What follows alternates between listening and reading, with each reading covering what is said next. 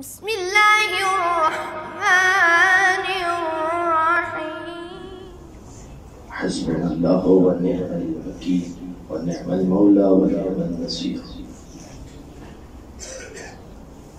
اعوذ باللہ من الشیطان الرجیم بسم اللہ الرحمن الرحیم الحمد للہ رب العالمین والصلاة والسلام على أشرف الأنبياء والمرسلين حبيب إله العالمين سيدنا ونبينا ومولانا أبي القاسم محمد اللهم صل على محمد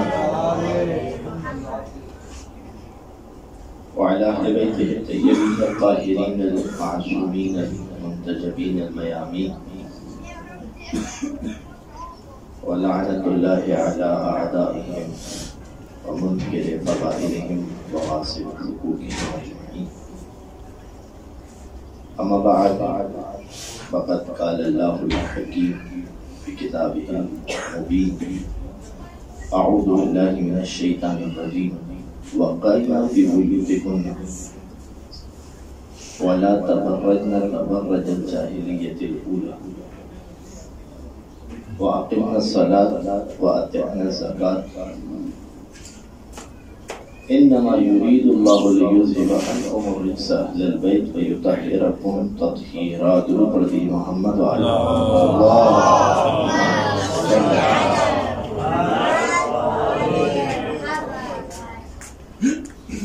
اور سامعین قبل اسی کے جناب ام البنین کے حوالے سے کچھ معلومات مختصراً پیش کرنی ہے. زیادہ تحویل سے کام نہیں ہوگا، ایجاز اختصار کے ساتھ انشاءاللہ آپ کی زحمت سے تمام کروں. شکر گزار مولانا صاحب نے وقت دی اور ان کی میں نے خدمات دیکھی تو اس پر دعا گو کے پروردگار عالم ان کی توفیقات میں مزید اضافہ فرمائے. جناب ام البنین کے حوالے سے کچھ معلومات پیش کرنی ہے. آپ دیکھیے قرآن کا ایک بڑا عجیب انداز ہے. قرآن نے دو آیتیں ہیں اور دونوں کی دونوں آیتیں سورہ مبارکہ تحریم کے اندر ہیں. پروردگار عالم عجیب غریب انداز سے ارشاد فرماتا ہے. اور بچے جو قرآن کا ترجمہ سنتے بھی ہیں، یہاں پر کام بھی ہو رہا ہے. ہم ان دونوں آیتوں کو دیکھیں کہ قرآن جو ہے وہ کس انداز سے بات کر رہا ہے. پہلے فرماتا ہے قرآن مجید ضرب اللہ مثلا للذین کفروا امرأۃ نوح وامرأۃ لوط. پروردگار عالم مثال دے رہا ہے ان لوگوں کے لیے کہ جنہوں نے کفر اختیار کیا. اب یہاں پر کوئی یہ نہیں کہہ سکتا کہ یہ صرف عورتوں کے لیے مثال دے رہا ہے. مذکر کے صیغے استعمال ہوئے، عورت کے لیے تو ہے ہی، مرد کے لیے بھی مثال ہے. ضرب اللہ للذین کفروا امرأۃ نوح وامرأۃ لوط. کیا کہہ رہا ہے اس کے بعد پروردگار؟ کانتا تحت عبدین من عبادنا الصالحین. یہ دونوں ہمارے صالح بندے کے تحت میں زندگی گزار رہی تھی، مگر اس کے باوجود پروردگار عالم ان کے لیے کیا کہہ رہا ہے؟ فخانتہما فلم یغنی عنہما من اللہ شیئا وقیل ادخلا النار مع الداخلین. ان دونوں نے خیانت کی، اب انہیں پروردگار عالم کے عذاب سے کوئی نہیں بچا سکتا. ہم نے کہا کہ جہنم میں جانے والوں کے ساتھ تم دونوں بھی داخل ہو. یہ دونوں نبی کی بیوی ہیں، یہ دونوں نبی کی بیوی ہیں، مگر ان کے لیے قرآن کیا کہہ رہا ہے؟ جاؤ دونوں کے دونوں جہنم میں داخل ہو جائیں، ہمیں تمہاری کوئی ضرورت نہیں. اس کے مقابلے میں فوراً اس کے بعد والی آیت ضرب اللہ مثلا للذین آمنوا امرأۃ فرعون. پروردگار عالم مومنین کے لیے فرعون کی بیوی کی مثال دے رہا ہے. ماشاءاللہ. پروردگار فرعون ہوگا، ہم اس کی بیوی کی مثال دے رہے ہیں. امرأۃ فرعون کیا کہا اس کے بارے میں؟ کیا کہا؟ اذ قالت ربی ابن لی عندک بیتا فی الجنہ ونجنی من الفرعون وعملہ ونجنی من القوم الظالمین. یہ کیا کہہ رہی ہے؟ پروردگار مجھے فرعون کے محل سے کوئی رغبت نہیں ہے، مجھے تیری جنت میں گھر چاہیے. دونوں چیز سے برات اختیار کی ہے، من الفرعون ومن عملہ، میں فرعون سے بھی برات کرتی ہوں، میں فرعون کے عمل سے بھی برات کرتی ہوں۔ وَنَجِّنِي مِنَ الْقَوْمِ الظَّالِمِينَ، پروردگار مجھے اس ظالم قوم سے جو ہے وہ نجات عنایت فرما۔ یہ پروردگار عالم نے دونوں مثالیں دیکھی ہمارے سامنے کردار کو روشن کر دیا۔ پروردگار یہ نہیں دیکھتا کہ کس کی کس سے رشتہ داری ہے، یہ نہیں دیکھتا۔ اگر نبی کی بیوی بھی ہو اور اگر اس کے پاس جو ہے وہ صلاحیت نہیں ہے تو پروردگار عالم اسے آسمان پر نہیں چڑھاتا، اور اگر فرعون کی بیوی بھی ہو تو پروردگار اسی کے جملے قرآن کی آیت بنا کر پیش کر رہا ہے۔ وہ یہ کہہ رہی تھی، اس قالت، وہ یہ کہہ رہی ہے، پروردگار اس کے جملے بھی قرآن کی آیت بنا کر پیش کر رہا ہے۔ یہ ہمارے لیے یہ ایک بات کو مثال آ جائے۔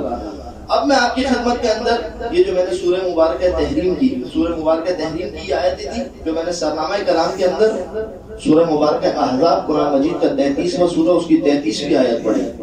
اب مجھے بتائیں آپ یہ لہجہ کس کے ساتھ میل کھا رہا ہے کہ جب خدا نبی کی، ہمارے نبی کی بیویوں سے مخاطب ہو کے کہہ رہے ہیں۔ میں نے آپ کو پہلے دو مثالیں دی تھی، ایک نوح اور لوط کی بیوی کی مثال، ایک فرعون کی بیوی کی مثال۔ اب یہ لہجہ کس کے ساتھ میل کھا رہا ہے؟ وَقَرْنَا فِي بُيُوتِكُنَّ یا نساء النبی، بات یہاں سے شروع ہو رہی ہے، اے نبی کی عورتوں، وَقَرْنَا فِي بُيُوتِكُنَّ، اپنے گھروں میں بیٹھی رہی، وَلَا تَبَرَّجْنَ تَبَرَّجَ الْجَاهِلِيَّةِ الْأُولَى، اور جس طرح سے جاہلیت میں بناؤ سنگھار کیا کرتی تھی نا، اس طرح سے نبی کی بیوی بننے کے بعد تو یہ کام مت کرو۔ وَأَقِمْنَ الصَّلَاةَ، گھر میں بیٹھی ہو تو نماز پڑھ لو، زکات ادا کرو۔ اچھا پھر اس کے بعد کیا؟ نبی کی بیوی ہے، نبی کی بیوی، وَأَطِعْنَ اللَّهَ وَالرَّسُولَ، اللہ اور اس کے رسول کی اطاعت کرو۔ یہ لہجہ کس کے ساتھ میل کھا رہا ہے؟ اور پھر اس کے بعد پروردگار عالم ایک بیوی کی چادر سے جو گھر بنا تھا اس چادر کی طرف مخاطب ہو کر کہہ رہا ہے انما یرید اللہ لیذھب عنکم الرجس اہل البیت ویطہرکم تطہیرا۔ ارادہ الہی ہے، اللہم صلی علی محمد، ارادہ الہی یہ ہے کہ اہل بیت کو اس طرح سے پاک کرے جس طریقے سے پاک کرنے کا ہے۔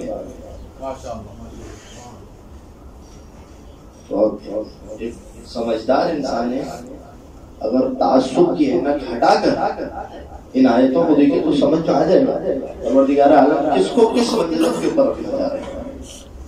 اب آئیے انہی عورتوں کے اندر جب اس کا سلسلہ چلتا ہے تو اہل بیت کے گھرانے کے اندر ہمیں عجیب و غریب عورتیں نظر آتی ہیں، جن میں سے ایک ہے جناب ام البنین۔ کمال ہے، ایک فکرہ دے رہا ہوں آپ کی خدمت میں، اس فکرے کو ذرا دیکھیے گا، غور کیجیے گا، شریعت کے اعتبار سے بھی دیکھیں، فقہ کے اعتبار سے بھی دیکھیں، اس عورت کے مزاج کے اعتبار سے بھی دیکھیں، اس کی طبیعت کے اعتبار سے بھی دیکھیں۔ جناب ام البنین کے کتنے بیٹے کربلا میں امام حسین کے ساتھ شہید ہوئے؟ 4 بیٹے۔ اگر ام البنین سلام اللہ علیہا امام حسین سے یہ کہہ دیتی مولا میرے 3 بیٹے لے جائیں، ایک بیٹا میری ضعیفی کے لیے چھوڑ دے، کہہ سکتے ہیں میرا شوہر بھی موجود نہیں، مولا بھی شہید ہو چکے۔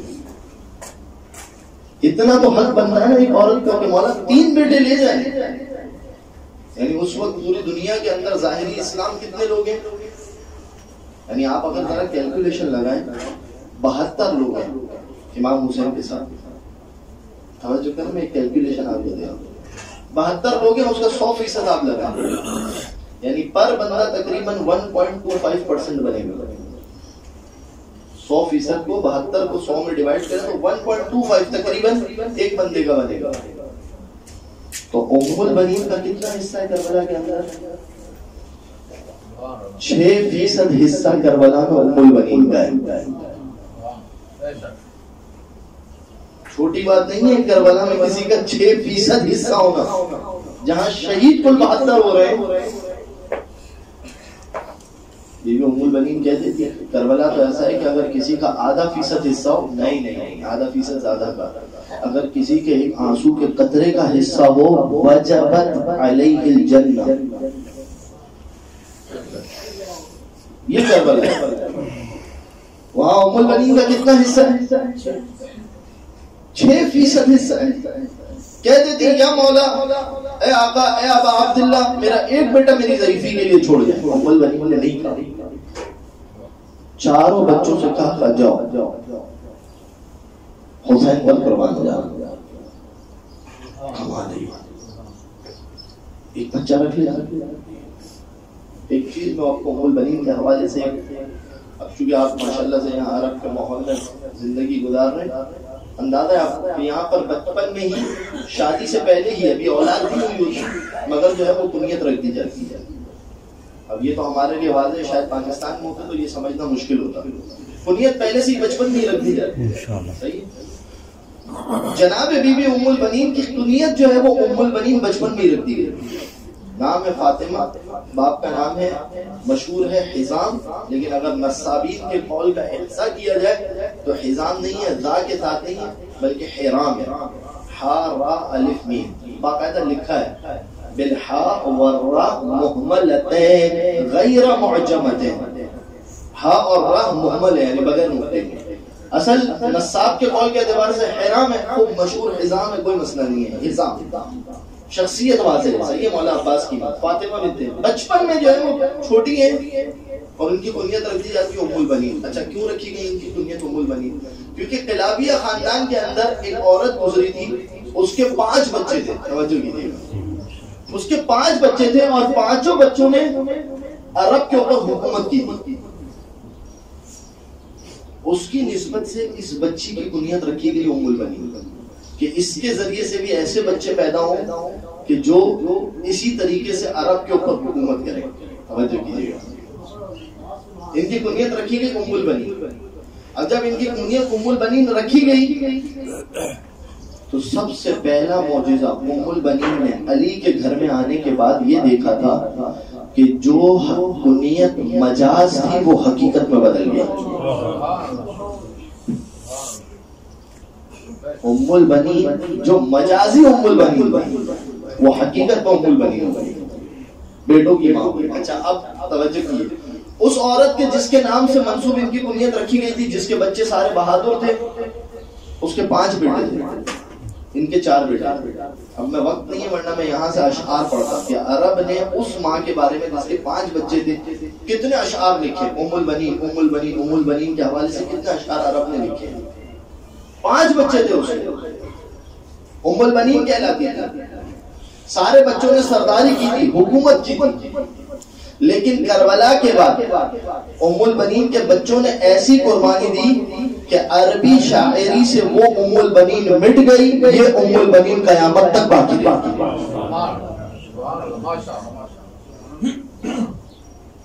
یعنی 5 بچوں والی ماں، ام البنین یعنی بیٹوں کی ماں، یعنی 5 بچوں والی ماں جن کے بچوں نے حکومت کی تھی، اس کا ذکر ختم ہو گیا۔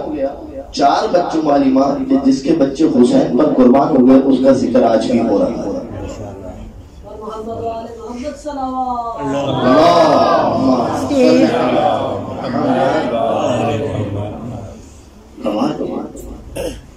یہ قربانی جو ہے اس انداز سے کہاں ملے گی؟ بہت یہ جناب ام البنین کے حوالے سے 4 بچے دینا یہ صرف سننے کی بات ہے، یہ صرف جو ہے وہ ہم اس کو اس انداز سے درک نہیں کر سکتے ہیں۔ آج آپ جائیں جا کے کسی ماں سے کہیں آپ کے 4 بچے ایک کام کریں، 4 کو مولوی بنا دیں، صرف اتنا تو دیکھیے گا آپ اس کی آنکھیں کیسے پھٹ کر باہر آ جائے گا، کیا کہہ رہے ہو؟ ام البنین اپنے 4 بچے کربلا میں حسین کے لیے وقف کرنے جاؤ، اور یہی بیوی ہے۔ بس میں آپ کو اس سے زیادہ زحمت نہیں دینا چاہتا کہ یہی درس ہے ہمارے لیے۔ ہم جو ہے وہ ضرب اللہ مثلا للذین آمنوا، ام البنین کی سیرت ہمارے لیے مثال ہے کہ ہم اپنے بچوں کو بھی اس انداز سے، زمانے کے امام کے لیے آج جمعے کا دن ہے، ہم اپنے بچوں کو اس انداز سے تیار کریں کہ جب امام زمانہ ظہور کرے تو ہم یہ نہیں کہہ رہے ہوں کہ ایک بچہ تو ہمارے لیے رک جائے، کوئی ایک تو ہماری خدمت کے لیے رہ جائے. ہمیں اس انداز سے اپنے بچوں کو بھیج سکیں. بس عزیزان گرامی قدر، زیادہ وقت نہیں لینا چاہتا، مسائل تو صرف چند جملے. جب بشیر آیا ہے اور آنے کے بعد ندا دیتا ہے قد قتل الحسین بکربلا وعلاز الحسین بکربلا یا بنی ہاشم، آوازیں دے رہے ہیں، ندا دیتا ہے حسین کربلا میں قتل کر دیے گئے. یہ ماں روتی ہوئی اپنے حجرے سے نکلی، کہا بشیر کیا تو نے خود دیکھا کربلا میں؟ کہا کہ ہاں میں نے دیکھا. ایک مرتبہ کہتی ہے، ایک جملہ کہتی ہے، ارے وہ حسین کیسا مارا گیا کہ جس کے ساتھ میں نے عباس کو بھیجا تھا. حسین کیسے مارا گیا؟ اب جو بشیر نے بتایا کہ تیرا عباس بھی مارا گیا، تیرا جعفر بھی مارا گیا، ایک ایک کر کے بتایا کہ تیرے سارے بچے مارے گئے. اور پھر اس کے بعد پھر بتایا کہ میرا عباس مارا گیا. ہاں مارا گیا، ایسا مارا گیا کہ تیرے عباس کے دونوں ہاتھ کٹ چکے تھے. اجرکم علی الزہراء. آپ جناب ام المؤمنین کی مصیبت پہ گریہ کر رہے ہیں، خدا کی آنکھوں کو کسی اور کی نہ رلائیں. ہاں ادبارہ میں ہوں، بس مصیبت کا صرف یہ فکر پڑ رہا تو فکر. آپ نے یہ روایت سن رکھی ہے کہ مولا عباس کے بازو کٹے تھے. آگے محمد حسینی جلالی نے اس کتاب کے اندر ایک روایت لکھی ہے، کہا نہیں، عباس کے صرف بازو نہیں کٹے تھے، گھوڑے پر سے گرنے سے پہلے عباس کے دونوں پیر بھی کٹ چکے تھے. عباس پر اس طرح سے حملے ہوئے. آغا بحر العلوم جب قبر عباس کی تعمیر ہو رہی تھی تو ایک مرتبہ فارس شخص تھا کہ جو قبر کی تعمیر کر رہا تھا. اس نے ایک سوال کیا، آقا جان ان قبر عباس چہرہ پوچھی کے، آقا جان یہ بتائیے کہ یہ عباس کی قبر اتنی چھوٹی کیوں ہے؟ آقا بحر العلوم نے اپنا سر دیوار سے مارا. شام والوں نے صفین کا بدلہ عباس سے لیا تھا.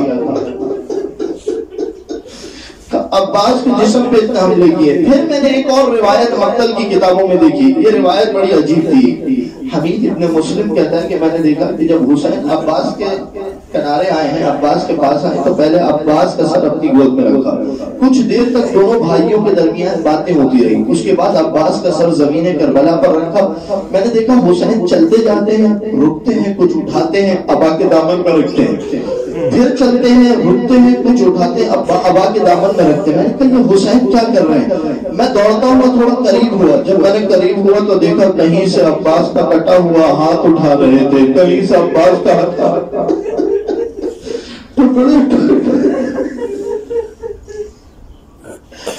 اور یہی وجہ ہے کہ بیوی ام المؤمنین یہ کہتی رہی، ارے اب مجھے ام المؤمنین مت کرو، میرے 4 بچے تھے، چاروں کربلا میں حسین علی لعنت اللہ علیہ محمد و آل محمد. خدایا ہماری اس مختصر سی عبادت کو قبول فرما اور ہمارے اس جمع ہونے کو امام زمانہ کی تنہائی اور وحشت کے لیے انسیت کا ذریعہ بنا. اغفر ذنوبی یا غفور، اغفر ذنوبی یا غفور، اغفر ذنوبی یا غفور.